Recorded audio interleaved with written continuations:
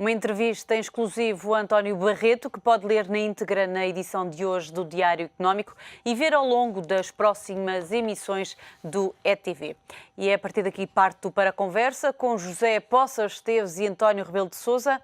Como sempre acontece à segunda-feira, são convidados do Closing Bell. A ambos agradeço a presença. Nós é que agradecemos, é sempre muito agradável. Boa noite. E não posso deixar de começar por esta entrevista de António Barreto ao Económico.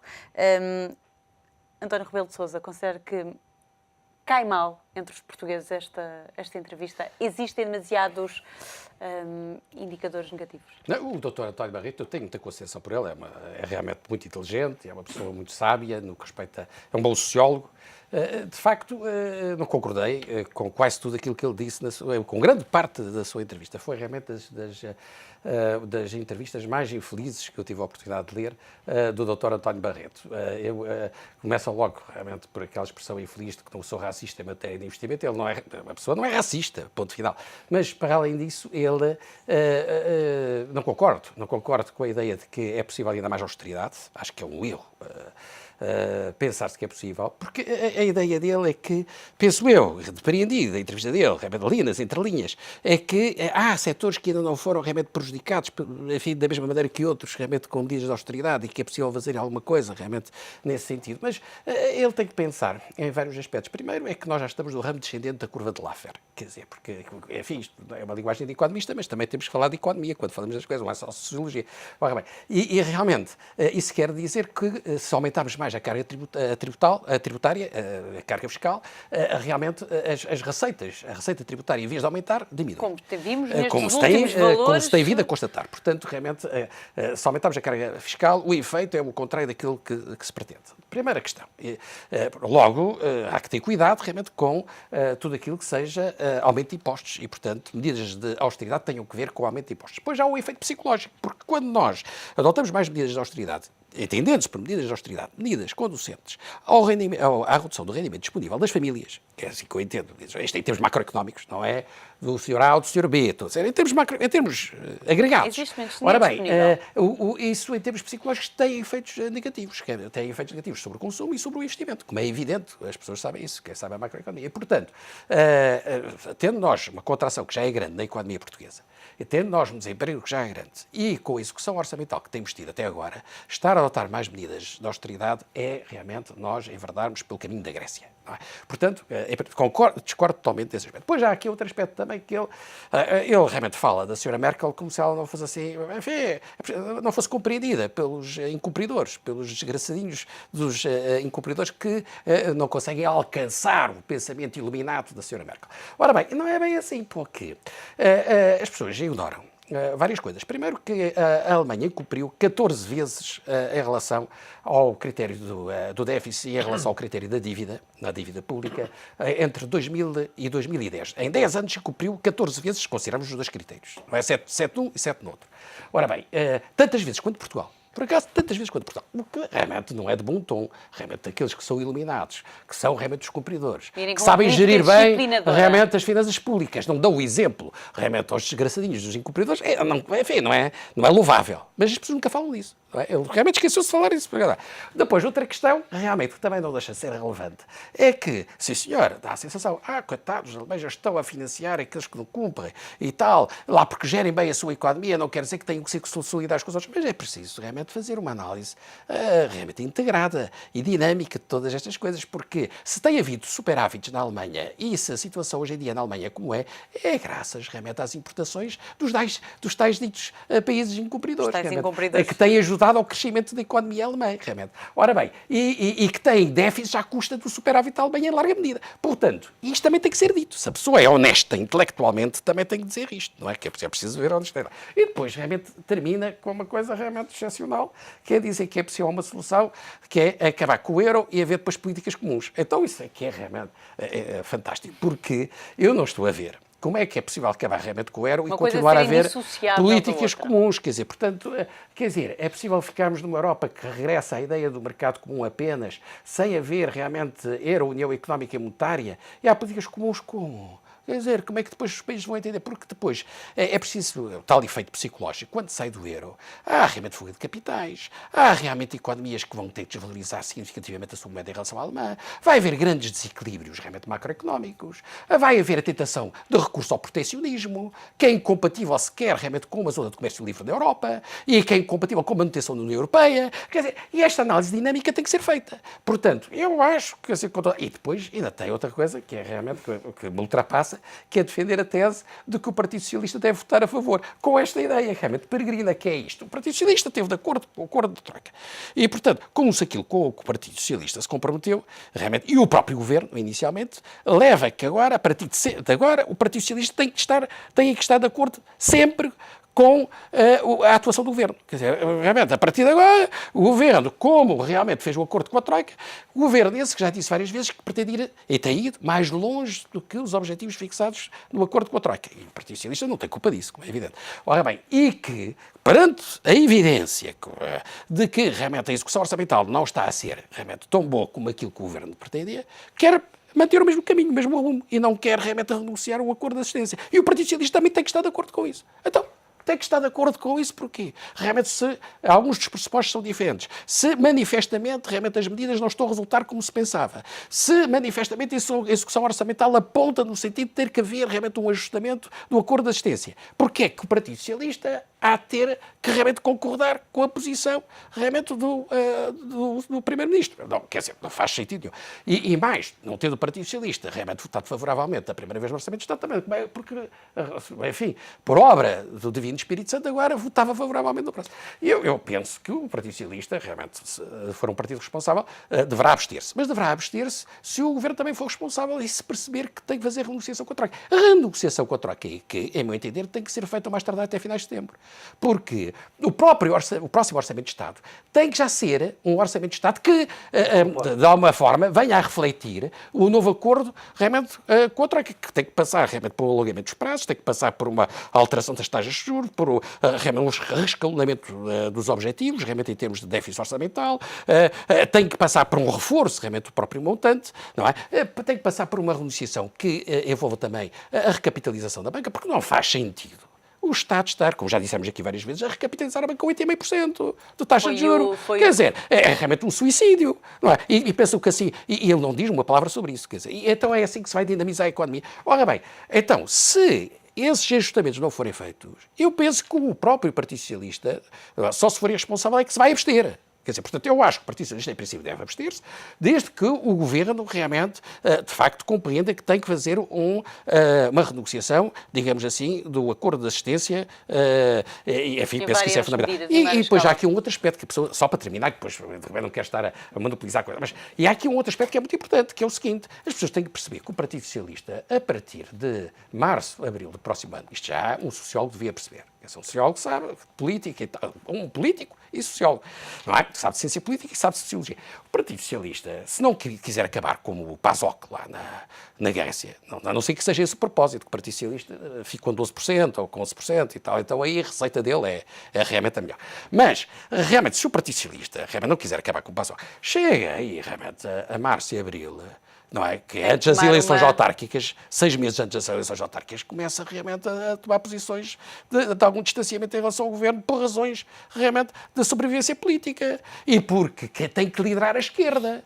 Quer dizer, o Partido Socialista tem que liderar a esquerda. Quer dizer, não, senão qualquer dia temos o Sr. Louçã, não é? A alternativa ao Dr. Passos Coelho, que seria realmente uma verdadeira desgraça. Portanto, realmente, e isto não é preciso ser muito inteligente, não é preciso ser um iluminado para se perceber isso. E, portanto, há um timing para o Governo fazer a negociação com um consenso com o Partido Socialista, que o leva a abster-se. Esse timing é até setembro, outubro. Porque depois de setembro, outubro, realmente já está aprovado um novo Orçamento de Estado. Mas terá que ser sempre depois da Grécia ter renegociado essa o programa deles. Porque o António José Seguro diz que houve falta de, numa entrevista à Exclusiva Económica, houve falta de empenho de Pedro Passos Coelho, que Portugal ficou no mesmo patamar que a Grécia, relegados para segundo plano, não houve qualquer decisão que não venha indiretamente da luta dos outros primeiros-ministros. Concorda ou acha que poderia ser feito mais?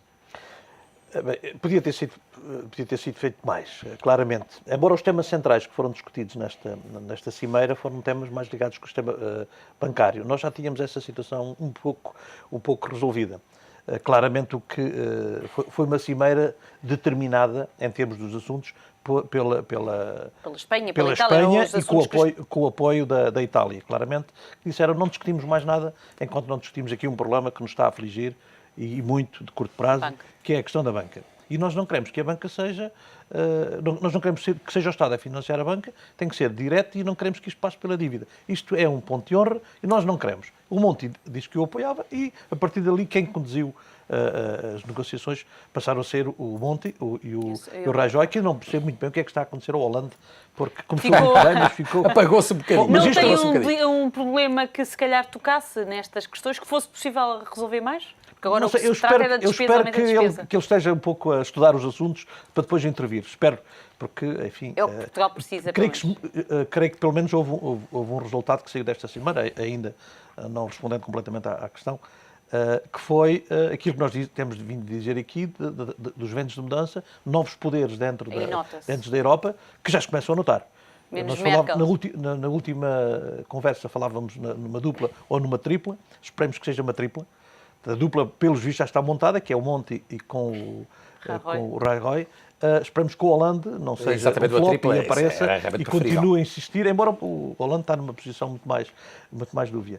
Agora, o que foi discutido foi de facto, aquilo que a Espanha e com o apoio da Itália resolveram discutir e, portanto, provavelmente quem poderá beneficiar mais com estas conclusões dessa última cimeira, ou com as decisões da cimeira, que ainda têm que ser implementadas, porque temos a Finlândia e a Holanda, eu costumo dizer, espera aí, não está completamente garantido. Querem parecer que tem poder de decisão. Pode não ser por aí, porque as questões foram decididas, mas ainda há uns pormenores que têm que ser acertados e temos até final do ano para discutir isso. Portanto, não está completamente garantido. O sistema da banca, enfim, não era um problema que nos afligia, embora nos aflija também. Claro que podíamos ter beneficiado, mas nós temos essa questão dos 12 já da banca renegociada, tínhamos acabado de renegociar, portanto não era um problema premente. Para a Irlanda era, porque o problema que a Irlanda tem é muito semelhante ao problema que a Espanha tem, que é o sistema financeiro. Portanto, então, se houve uma solução para a Espanha, tem que haver uma solução, por razões de equidade, tem que haver a mesma solução para a Irlanda. Portanto, a Irlanda, obviamente, ficou descontente e, obviamente, que interviu. Portugal calou-se, enfim, é a velha história da atitude do bem comportado. Eu espero que agora, porque nós estamos nesse aspecto também estamos mais perto da Grécia, infelizmente, esperemos que quando forem renegociadas as condições com a Grécia, porque elas vão ter que ser renegociadas. Sim, o Fundo Monetário Internacional já admitiu. O governo português esteja atento e participe e faça o mesmo que a Irlanda, o Monti e o Rajoy fizeram, é reunir-se, tem o mesmo problema e vamos combater. Mesmo assim, sempre mais pequeninos. É melhor ser a terceira e a quarta economia da Europa do que representar 2% é a questão. E a Primeiro-Ministro prometeu estar atento e essa é uma questão que poderá estar mesmo a aguardar que seja renunciada às questões para a Grécia. Esperemos que sim, esperemos que o facto de não ter intervido nesta cimeira que signifique que está a preparar as baterias para um outro round de discussão. Seria na próxima esta semana, aterram em Atenas os senhores da Troika. Sim, e vão ser vários. Daqui por 15 dias já deve haver alguma Eu penso um bocadinho mais longe. Pode ser que seja antes de setembro, dentro do prazo que o António... Eu penso que, evidentemente, que o Primeiro-Ministro não pode dizer aquilo que nós temos vindo a dizer aqui. Não pode dizer, pois eu preciso realmente imediatamente fazer uma renegociação, reforçar as verbas, de renegociar realmente fazer uma recanalizar os objetivos realmente de... Enfim, não pode dizer isso.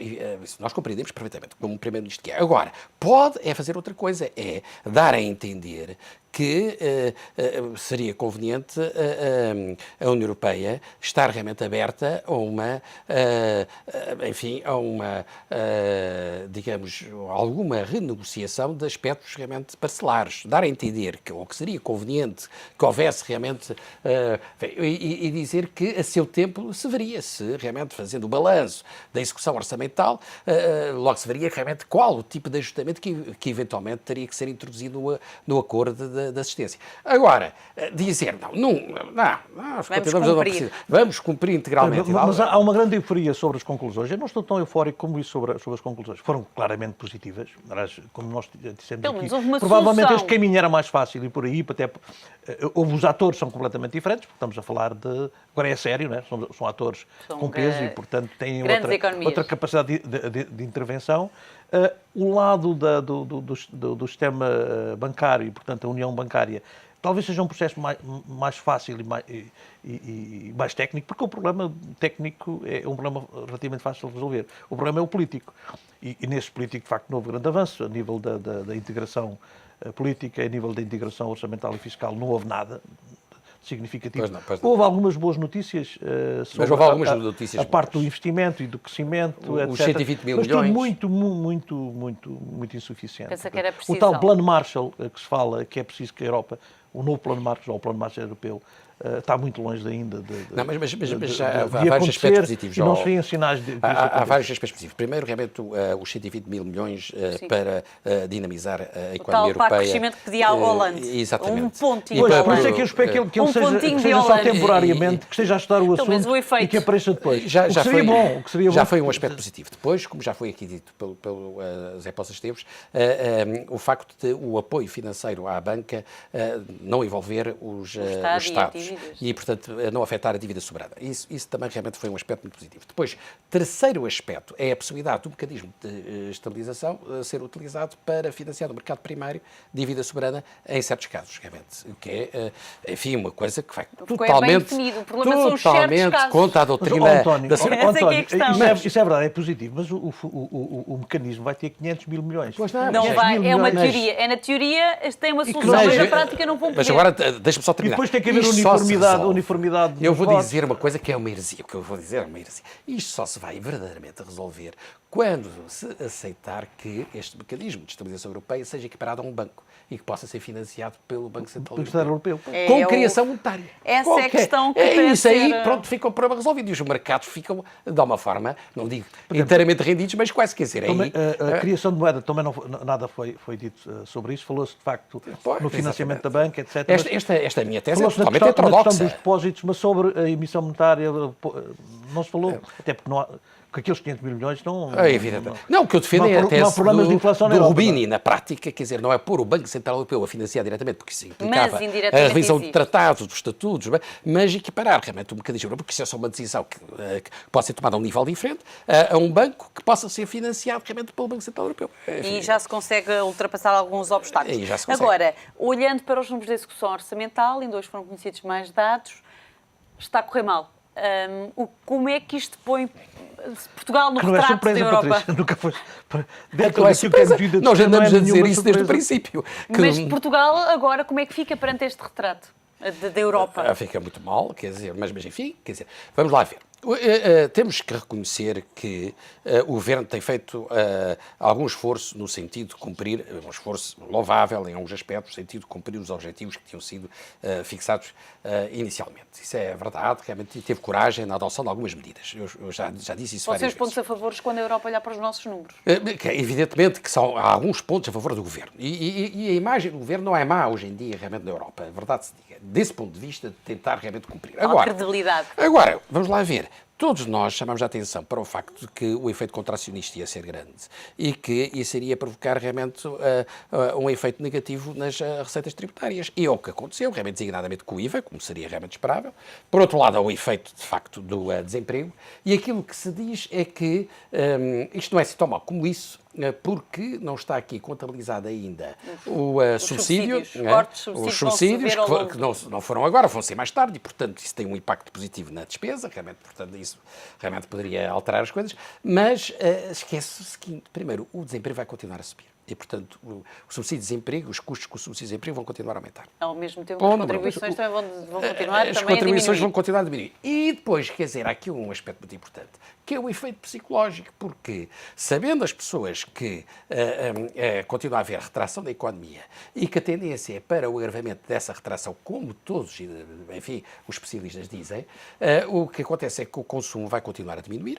O consumo, se é verdade que a despesa é menor realmente por causa dos subsídios, mas também o consumo no verão vai ser muito menor, realmente, e isso vai afetar as empresas muito mais do que o ano passado, realmente, as empresas de turismo e todas as empresas por todo o país, e o investimento realmente vai continuar em queda, e de que maneira, realmente. Portanto, se nós fizermos uma análise dinâmica, realmente, eu penso que, enfim, previsivelmente, o déficit orçamental, não é? Se mantiver esta tendência e se não houver grandes alterações realmente, digamos, a nível geral, eu penso que vai ser, pelo menos em um ponto percentual, 1,5 ponto superior, isto sendo já relativamente otimista, em relação ao que estava realmente fixado. Irá para os 5,5%, 6%.